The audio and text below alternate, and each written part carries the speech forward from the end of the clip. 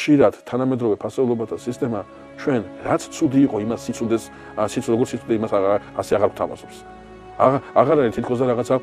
და რაღაცა სიცუდეს გუშინ და გუშინ სიცუდე იყო იმას დღესაც სიცუდე უწოდო ამას თითქოს და პროგრესულად მოაზროვნე ადამიანის სტატუსს აკარგვინებს ადამიანს და თითქოს და ეს რაღაცა უკვე ძალიან მიუღებელი ხდება ამ ქვეყნისათვის იმიტომ როდესაც სიცუდის აღიარება ეს ძალიან მნიშვნელოვანია საზოგადოებისათვის და ადამიანისათვის იმიტომ კი არა რომ ამის აღიარება მე მიცავს იმისაგან რომ მას აღარ ჩავიდებ არა თავისთავად ცხადია მე შეიძლება ის სიცუდე კიდე ერთხელ ჩავიდო კიდე ერთხელ გავაკეთო მაგრამ თავარი ის არის რომ მე მაქვს სივრცე დარჩენილი სიცუდესთან დისტანცირებისა. თუ კი კარგსაც კარგს უწოდებ და ცუდსაც უწოდებ, ავსაც კარგს უწოდებ და კარგსაც კარგს უწოდებ, მაშინ მე სინანულის აუცილებლობა მიქრება და ძალიან ხშირად